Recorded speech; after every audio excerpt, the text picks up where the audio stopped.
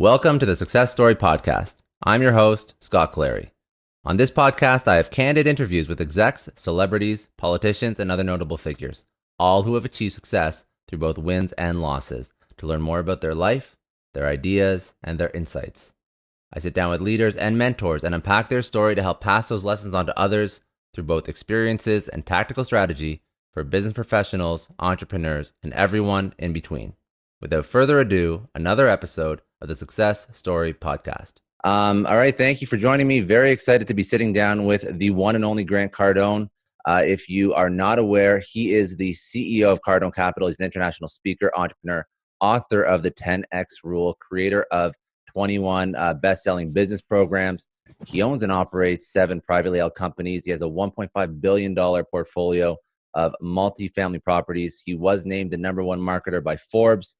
He also is the founder of the 10X Movement and 10X Growth Conference, which is the largest business and entrepreneur conference out there. Thank you so much. I really, really appreciate it. Hey, thank you so much for having me, and thank you for what you're doing. It's a great value that you're exchanging with the public. No, I appreciate it. I think, the premise of this is everyone has a story to tell, and everybody knows the Grant Cardone that you see on social, on everything that you put out there, which is great. But I like to dive into what brought you here. What's your story? How did you get to where you are today? You don't wake up and you have 1.5 billion assets under management. That's not how you start. Yeah, so, that doesn't happen by accident, and that's the good news, because if I can do this, anybody can do it. I probably I should be where I am today, maybe a decade ago, but I didn't know.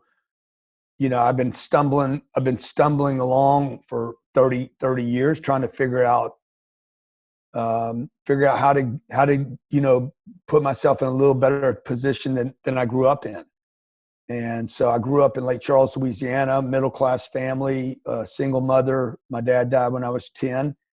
And we were brought up in a kind of a scarcity environment because my mom didn't know how to she didn't know how to bring new opportunities to the household.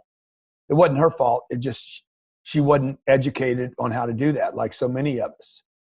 So she then put me on a path to do what society knows to be the traditional things, which is, go to high school, go to college, get a job, and try to figure it out. What they don't tell you through the process is opportunities change. Certain parts of the country do well for a decade, then they don't do well. Jobs come and jobs go. And add all that to what do I want to do? What am I passionate about? What am I here to do? Like so many of your viewers, you got to figure out the influence of your upbringing combined with what is the marketplace going to reward today? And then add to what is it you are meant to do? What is your unique proposition to this planet? Everybody's got one. I started my first business when I was 29 years old, 30 years old. Before that, I was preparing myself to start a business, and I didn't know it. It didn't, like, when I was a kid, I wasn't like, I'm going to own my own business. Like, I never had that. Even when I was 25, 26, 27, 28 years old, I was learning how to be a little bit more successful than when I was 24. I didn't have some, I have to be the boss. So it's really, really important for people to understand, like, the person you see today, you're getting in on the ride. Yeah. 30 years into a ride. That for the most part, I didn't even know where the ride was going to go the whole time, including up to 10 years ago. So what did you do when you were younger? Was it, like, obviously you're like a career sales guy, marketer, like, all this, like, really, really well, like, this shit inside and out. But was it just like odd jobs, like traditional type jobs that you eventually were like, I'm done with this, I want to move? And what sort of like led to you breaking away? Yeah. So look, I worked at McDonald's, I got fired. I worked at a furniture store, I got fired. I worked in a car dealership, I was fired 6 times from the same guy. I just quit leaving. And I've been fired so many times, I finally figured out how to get fired and keep my job. I mean, really. So talent. I'm a sales guy not because I wanted to. That was not something I wanted to do. My dad was a sales guy. My dad told my mom before he died, tell those boys to learn how to sell. He knew he was going to die. And he's like, tell those boys to learn how to sell and they can go anywhere. I didn't know that. My mom didn't tell me that until I was like 25, 26 years old. And I had to take a sales job. She wanted me to be a professional. So I went and got an accounting degree. Got out of college. There was 25% unemployment. I didn't know it. I didn't know anything about sales. I didn't go to college to become a salesman.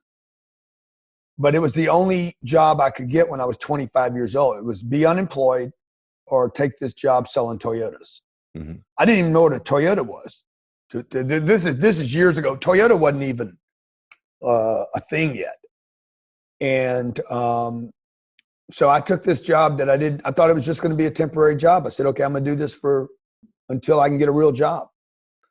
And that ended up becoming my career. I actually hated sales because all the jobs I had outside of McDonald's were part-time sales jobs. I sold clothes. You know, I remember selling clothes. I'd sell an outfit and I'd make $6 on it. So kind of hard to get excited about $6, but it was $6 more than I had, and I was trying to put myself through college and pay for all kind of ridiculous things I was doing at the time. And I leaned into the sales thing and started learning it. I was just shooting some material today for Cardone University. We have probably, without me over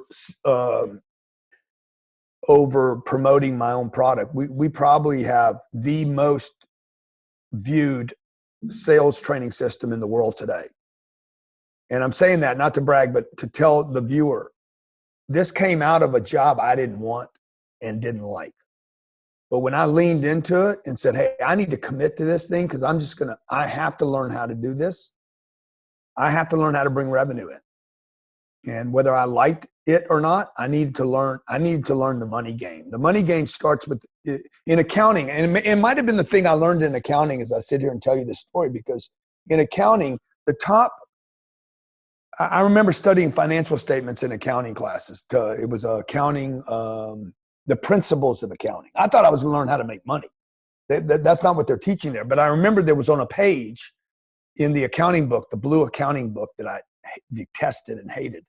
There was a page about an income statement, and then they would compare income statements of these companies. Well, the top thing of every page was income, revenue, or gross sales. And later, looking back, didn't know it then, but looking back later, I'm like, oh, that's the most important part of a company. If it wasn't the most important part of a company, they wouldn't put it at the top of the income statement. Yeah, that's true. On every income statement everywhere in the world, it doesn't matter whether you're in China or Chicago. The top 3 lines, they might be different words there. It is all describing gross sales, revenue by department, gross domestic product, how much revenue is coming through a country. That is what determines whether or not a household, a department, or a company is viable. And I had been fighting the top 3 lines of my personal financial statement, which everybody has one. And it's called sales. So once I leaned into it, boom, I started making money, man. It was literally that simple. I'm going to learn how to bring revenue into my household.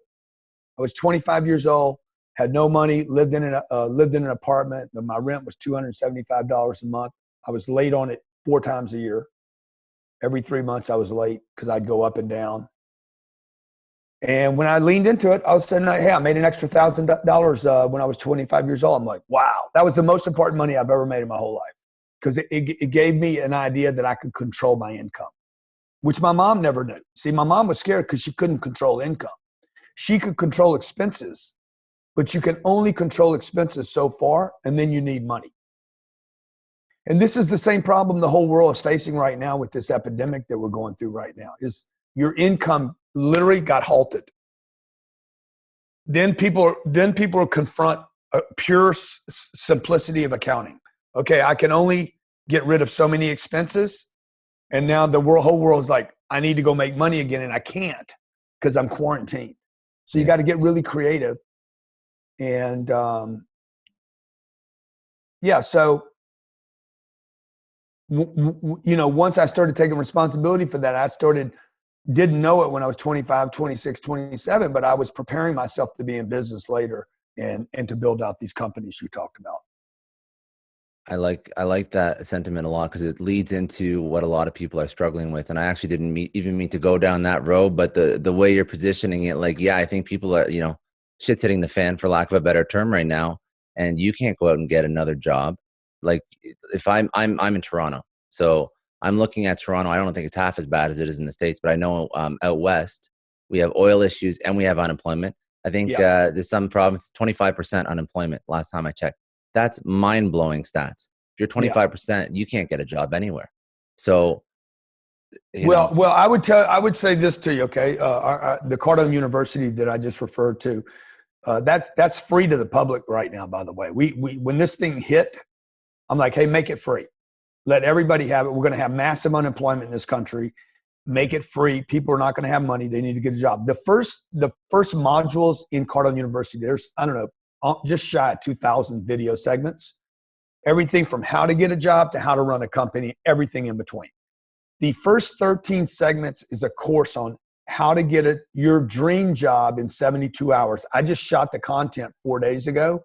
We already have people getting jobs with that content today in this market. And the date on this, so if people see this later, we're April what? What is it? It's all running together now. Whatever. So we had a guy, we dropped 23rd. the content on April 20th. This is shot right now for right this time. This is information that's relevant to what's going on right now with 25% unemployment, with 26 million people unemployed in the last 4 weeks. And we had a gentleman watch the content, got a job 12 hours later, replaced a job he had because he was fired. He was let go with a job that's better in this job market. So if you know how to present yourself, if you're truly committed, see, when you lose a job, and I've lost a bunch of jobs, when you lose a job, the truth is people need to get to full acceptance and understand that once you lose a job, you might not be an engineer or an accountant anymore, but you have a new job immediately. Yeah. And the new job is to get a job, right? And when that guy heard those videos, he watched 3 of the 12 videos, and I showed him, hey, look, you're not out of work. Your new work is to get a job, and you need to go get a job now. You can go get an unemployment check if you want to, but sooner or later, you're going to have to confront the beast. And the beast is, I have this gorilla on my back wall. It reminds me, confront the beast, bro. Okay? You got to confront the biggest beast in the jungle. And I'm the enemy. In my life, I am the biggest problem I have. And so when you lose a job, first thing you got to confront is you. And say, wait a minute, am I out of work? Oh, no, I just lost my title as engineer. My new job is to get a job and commit to going to get that job. And because it's going to be easier to get a job this week than it will be 26 weeks from now. I promise you. Because 26 weeks from now, you're going to have 25 million people running back to the job market. You want to go look when they're not looking. I've heard this before with businesses too. It's like all the marketers, put all their campaigns on hold. People don't know how to sell. Well, this is a time when there's no noise. There's no noise right now. So if you know how to do things properly, you have to have that, a little bit of empathy in what you do because everyone's struggling. But if you can do it properly, there's no more noise. In fact, I think it's easier to create that connection could be for a job, could be for. You're going to have to be better. You have to be better now because a sale is made when certainty that your product or service will solve my problem. When the certainty goes way up here, you're going to make the sale. When the certainty drops, okay, which is, I don't know if I have a job. I don't know if I have money. I don't know if my company's going to make it. I don't know what's going to happen. I don't know if I'm going to get sick. There's so much uncertainty now that the consumer no longer believes in themselves or their company.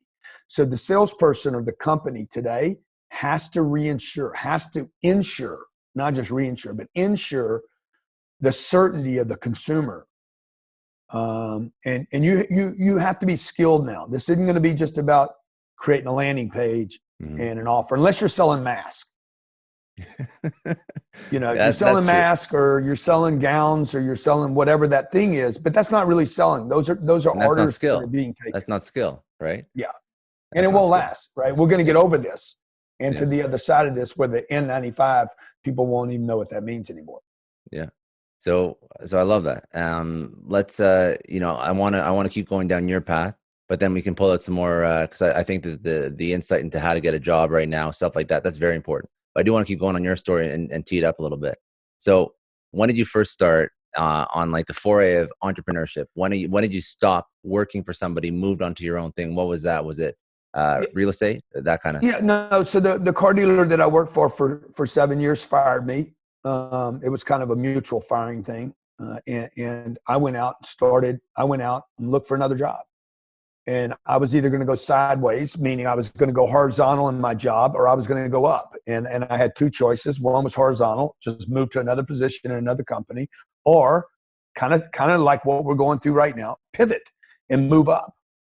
Rather than take a loss and go sideways or down, I decided to take a bigger challenge, something that was scarier, which was speaking, working for a training company. I was 29 years old, went to work for this training company. I did that for 2 years. And then when that expired, that came to an end because of the company. And I went and started my own company. So everything I had done prior to that point, the selling, the sales, the firings, the losing positions, drug addiction that I had for 9 years in my teenage years, to working for this company, exhausting myself, working for a company that really didn't have long-term plans, was all preparation. The good, the bad, and the ugly of it was preparation for me to start my own business when I was 31 years old, which was a training company. And it took me, double down on what you knew. Huh? You just doubled down on what you knew when you first started out with the sales and what? Yeah. No, it took me 3 years to actually make any money. I just went through cash flow. I had a little bit of cash. I went through cash reserves. But that company would become that business, not quitting on that business, even when I wanted to quit on it, would become, a business that does, we do the largest conferences in the world today. It's an 8-figure business. Is that what it is? So it does about $150 million a year between the seminar business, the consulting business, the educational business, and our real estate companies. Started buying real estate when I was 32 and a half years old. Thought it was aggressive then. I bought 160 units. Today we own just shy of 8,000 apartments. One thing that I want to sort of highlight is you've built all these things, like, even like the training, real estate, conferences, you built them over a period of time, but like there's obviously, it's been purposeful to an extent. I'm assuming, but I'm sure there's also some like, oh shit, this really works, we should double down on that. Yeah. So what's your process, and what you've built out under like the CardoneCapital empire, and then like what's next? Like, how do you decide what you want to go into? Yeah, so I'll give you an example. It's a great question. Okay, like there's one division. I'm not going to mention what it is, but that we have started 3 or 4 times now, and every time it's failed. Mm-hmm. I know that it's going to be probably one of the most successful things I do. I just cannot figure it out. I have it figured out. I just can't get everybody to duplicate what I have figured out in my mind. So we just have not figured out how to scale it yet. So again, I started it, have scrapped it, I think 4 times now. And just recently scrapped an entire department around it. But I'm going to go back and do it. I know I'm going to do it. And I live off this saying that, like, I heard once, forget who told me. They said, look, if you don't quit, you can't fail. And there does come a time where you got to quit too. But maybe it doesn't mean quit. Maybe it just means slide over a little bit. But I quit on one thing. I mean, quitting drugs was a good thing for me, right? It didn't have a benefit.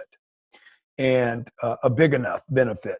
And so, yeah, what we do double down though, or we look at what things work. And I think a lot of companies, I know I didn't scale the way I should have, because too often I was doing either the same thing over and over and not getting bigger. Like today, when we find something that works, we're like, okay, how do we 10x that? The 10x rule changed my life. People talk about online about the 10x rule. Is a book that I wrote. It was the third book I wrote, and people are like, that book is a game changer. That book's one of the best books they've ever written, and it's on the most top 10 most inspirational books in the world. But that book was written for me. I was trying to figure out at 50 years old, how do I scale? How do I actually go from, in 2008, I think I had 300 apartments. Well, I had 160 apartments when I was 35. So 35 years old, I had 160 apartments. When I was 50 years old, I only had about 180 apartments. Like I didn't have maybe 230 or something. It wasn't that much more. From 2008 till 2020, I went from 160 units, or I guess I had maybe 230 units at the time. I'm at 7,700. I have 4 times more vacancies, 3 times more vacancies than I owned 12 years ago. Because I learned how to scale. This 10X thing was about, how do I double down? Don't just double down. How do I take something that's working and don't do something new? Take something that's working. I think about Jeff Bezos right now, because I'm like, he went from, hey, I'm gonna go from selling books on Amazon to selling everything on Amazon. Scale. Yeah. So how do you do that? You study statistics and you double down when you're winning. So notice in that conversation, I scrapped one business 4 times because I can't make it work. But that doesn't mean we didn't keep scaling the things that did. And it also doesn't mean I won't go back and figure that other thing at the right time.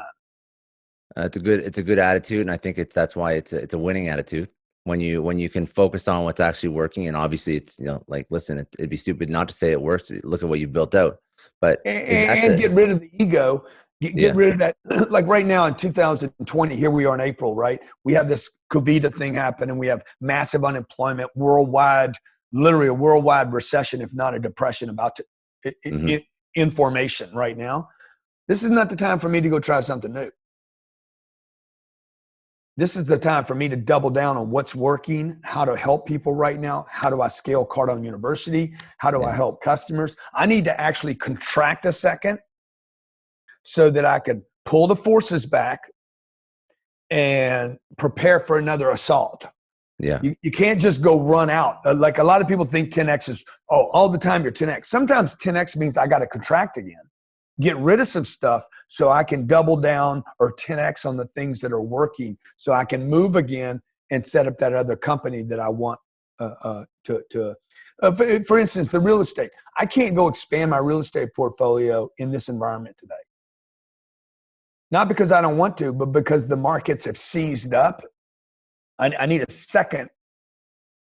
I need a second for things to relieve themselves, in order to go back and go from 7,000 units to 14,000 units. Love. It's a smart mentality too. Just like level yourself off, even purposefully. Like you're leveling yourself off purposely. Can you walk through the 10X rule? Like, I know you sort of touched on points, but like just high level, just because some people may not know, like, you're known as the 10X guy, but what is the 10X rule at its core? Yeah, well, the 10X rule, first of all, the 10X rule is not an idea. It's a way of life. And people that go 10X are massive action people. And the premise of the book is there's 4 levels of action. You don't do anything. You retreat. You do average, or you go 10X. Now, the first three, everybody knows somebody that does nothing, that you call them lazy. Actually, it's impossible to do nothing, but just for conversation, we'll say a person does nothing. We know that's not going to work. Retreating, if you retreat your entire lifetime, it's going to be very painful. Retreating, by the way, takes more energy than just Doing. normal activity. Just the guys that get up every day and go to work every day, going backwards, making a decision to do something and not doing it is very painful. A lot of wear and tear going backwards.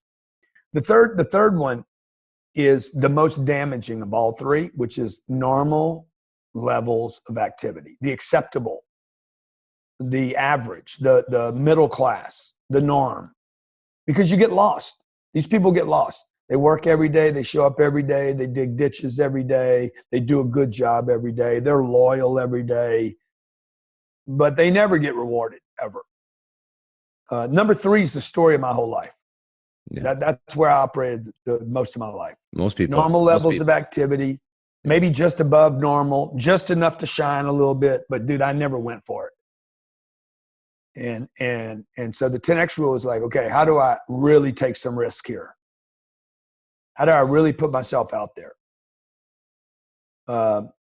So the middle class of America is basically laid up on number 3, being convinced to go to number 2. And then ended up with, basically they'll end up with number 1. And how do you suggest somebody takes that move from 3 to 4? Yeah. So what you would do is you need to understand that number 3 is the biggest disaster that we have. It's where all wealth is created on the backs of number 3. The wealthy, and this will happen again. We'll come out of this virus thing. People will go back to consuming again, and they'll go back to debt. They'll go back to borrowing money to buy things they don't even need, to impress people they don't even know, because they're unsure about who they are and where they're going. And so the middle of the spine of America, the middle class of India when it develops, the middle class of China will fund the wealthy. And because they do the normal things. The wealthy do not do normal things. They do completely, they don't save money. Wealthy people don't save money. They invest money. Wealthy people don't spend time or manage time. They take money that's useless. They know it's useless. And they buy, I'm going to get 1,000 employees. And then everybody's like, well, that guy never works. He hired 1,000 people to do work. Mm-hmm. This is an old story, by the way. You can go back to the King Tut. Okay. I mean, it's not a new story. It's like, how do you get wealthy? Well, you commit to massive action. How do you do massive action? You only have 40 hours a week or 80 or 100. Elon Musk says, hey man, 100 hours. He works 100 hours a week. He does the video about the 100 hours. He's like, look, if I do 100 and you do 40, I win. He's a smart dude too, by the way. Real smart guy. But he's nobody without the risk, without the big think, and without the massive action. And why do you think that everybody has so much trouble understanding this concept that they just have to amplify themselves? Why are they stuck in this? Is it education? Is it the way, like, society, culture? What's yeah, society, culture, education. You've been taught to be seen and not heard. And, do you think that this is like the time? And settle and buy a house, get an address, be a good boy. Yeah. Fit in. Family's everything. I hear this all the time. A guy told me the other day, family's the most important thing. No, bro, everything's important. It's all important. And he looked at me, he's like, huh? I said, it's all important, pal. Okay. You can't tell me 2 kids are the most important thing when they're going to grow up and leave you. Yeah, your marriage is important. It's not the most important thing. It's all most important. Money is important. You can't have a marriage without money. You can't take care of your parents without money. Family's the most important thing. If you don't have any money, you can't. Like, I got a buddy right now. He can't go see his dad that's in a coma. Not because he doesn't have the money to get there. He can't make contact because the hospital won't let him in. Mm-hmm. So at that moment, what do you need? You need hospice care. Takes a lot of money. You want to be with your dad in his last days. You need him out of the hospital system, which means you need professionals, which means you need some super money to pull that deal off. Right now, we're in this moment where the playing field has been leveled. Okay, you can have a private jet. You're not going anyplace. Everything's closed. So, but we never think like that, right? We don't think about situations like this. We don't. The normal everyday person thinks everything's going to be fine, and then they're horrified when it's not. Who would have thought we'd have 25 million people out of work in America in 4 weeks? It could probably go to 35 million people. See, nobody wants to confront the boogeyman, the middle class, the way we're, yeah, if you just do everything right, everything's going to be fine, man. You know, it's like the two football teams in a high school. They both pray to God. I'm like, guys, you guys are praying to the same God to win the game tonight. Okay, somebody's going to lose. God can't cover both sides here. So, like, who's going to win the game? The best prepared, the strongest, the ones with the best playbook, the ones that execute. The strongest, tightest team is going to win this game with the best players and the best plan. And God's not going to have anything to do with how this game turns out. So people need new data right now. They need new data. You got people on the internet saying, hey, money won't make you happy. Yeah, it won't make you happy. Poverty won't make you happy either. Money can't buy happiness. Poverty doesn't buy anything. But it will allow you to hire people. So grow a company. I like that point a lot. What's the, I don't mind asking you this because now the Cardone University is free. So, high level, what's the playbook for people out of a job, playing field leveled? What do they do? What's their next steps?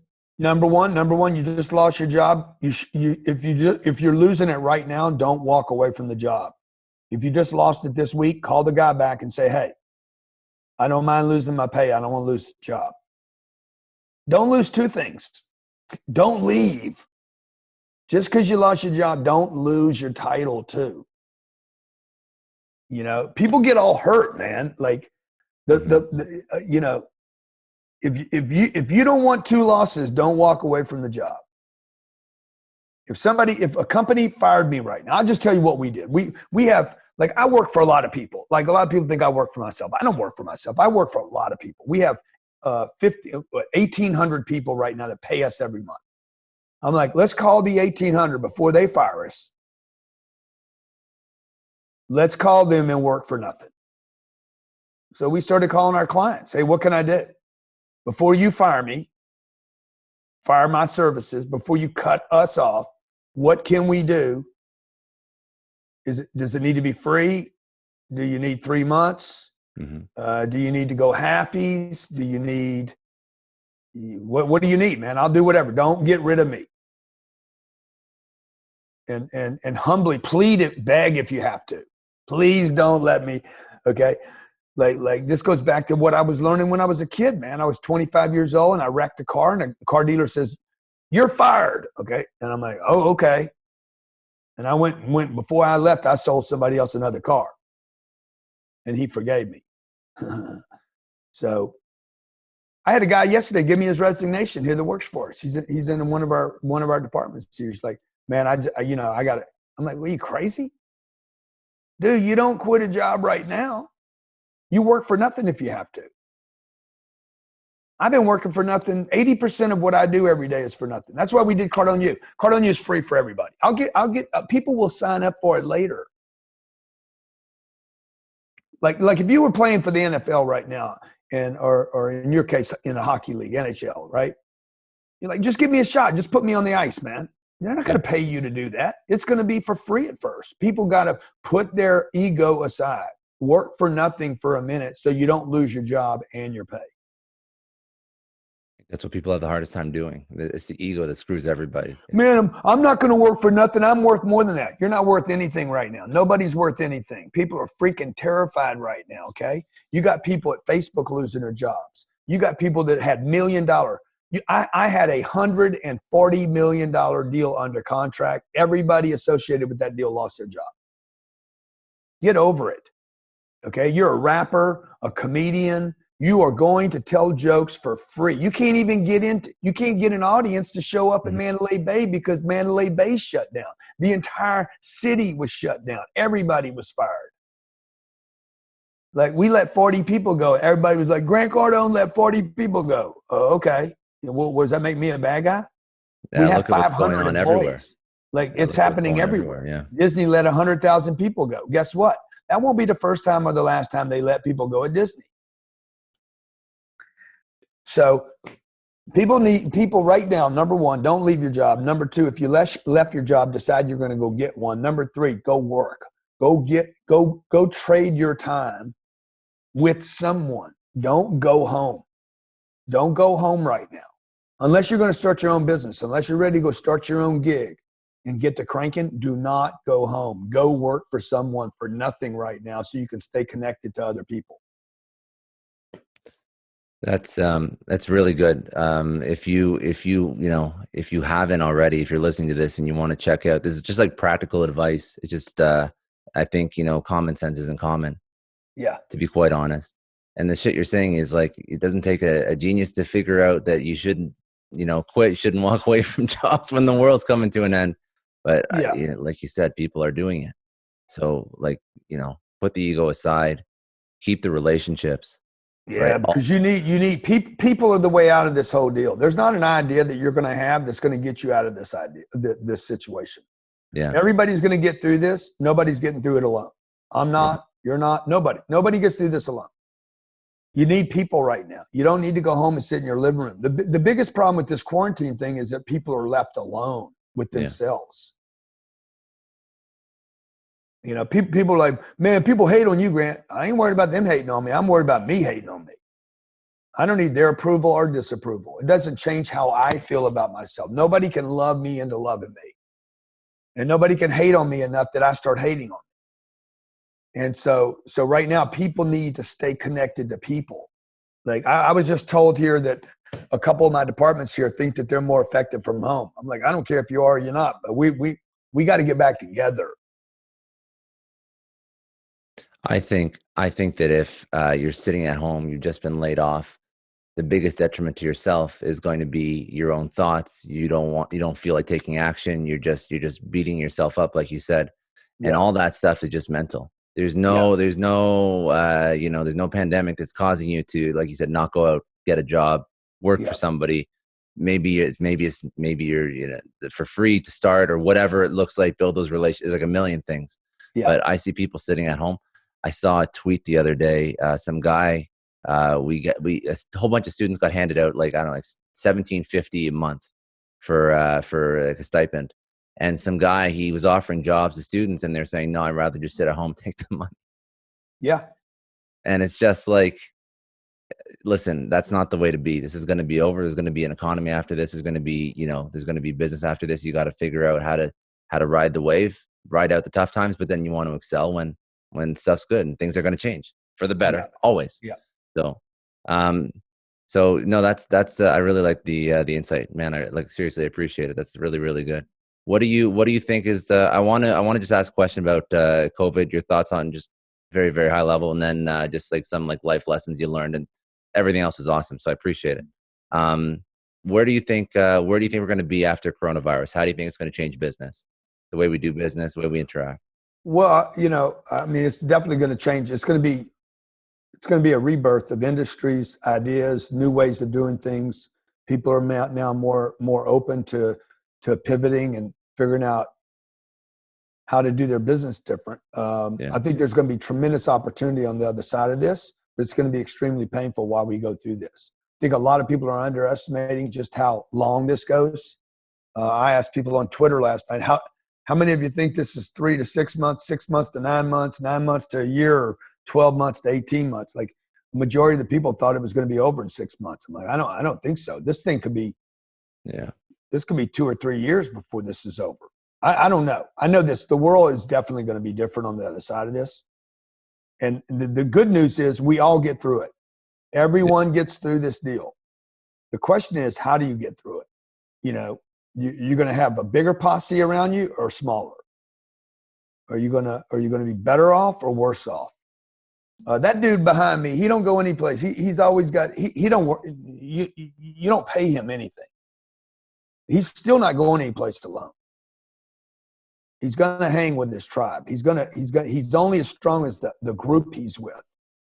And so I know that everyone watching your show is going to get through this. They just got to decide right now on the other side of this, because we survive everything.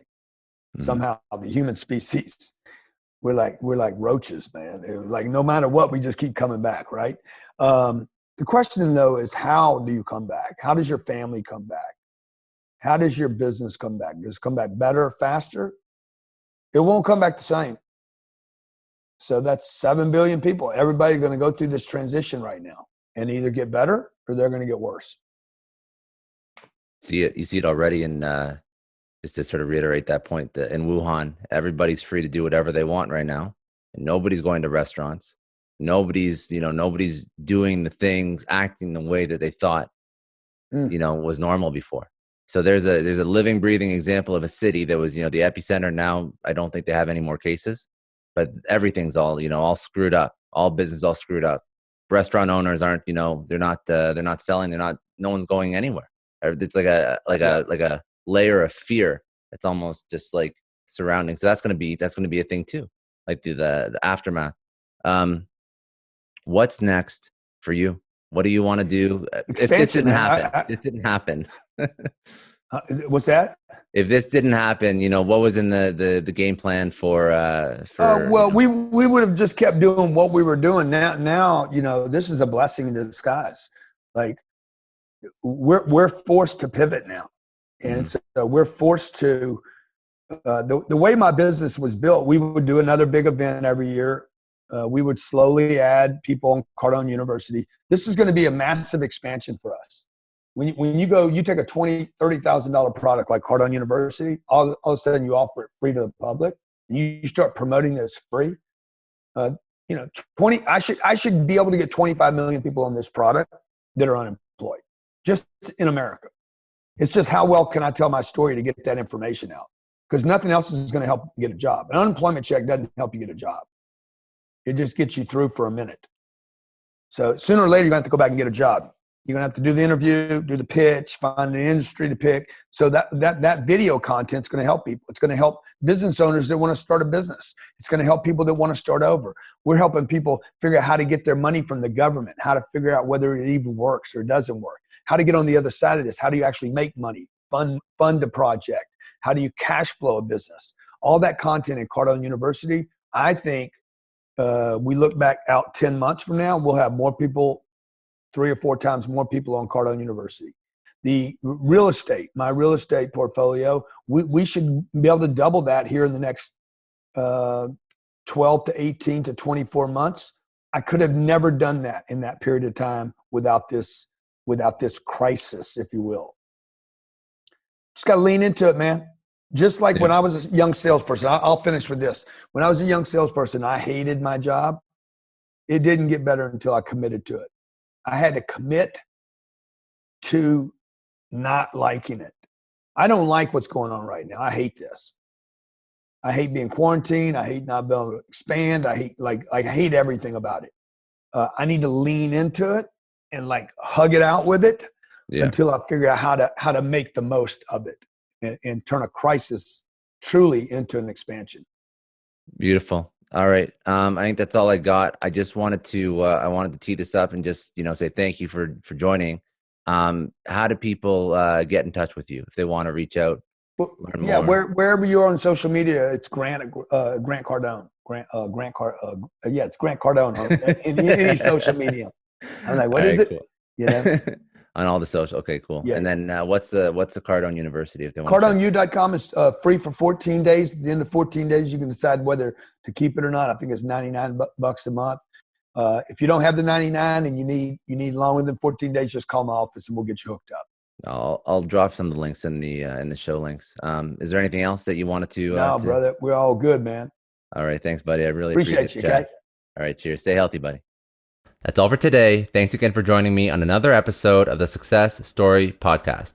You can download or stream this podcast wherever podcasts are available, including iTunes, Spotify, Google, Stitcher, iHeartRadio, and many others. You can also watch this podcast on YouTube. If you haven't already, please subscribe and share this podcast with your friends, family, coworkers, and peers. Please leave us a rating on iTunes. It takes about 30 seconds as it allows other people to find our podcast and lets our amazing guests reach even more people with their message. And remember, any rating is fine as long as it contains 5 stars. I'm Scott Clary from the Success Story Podcast, signing off.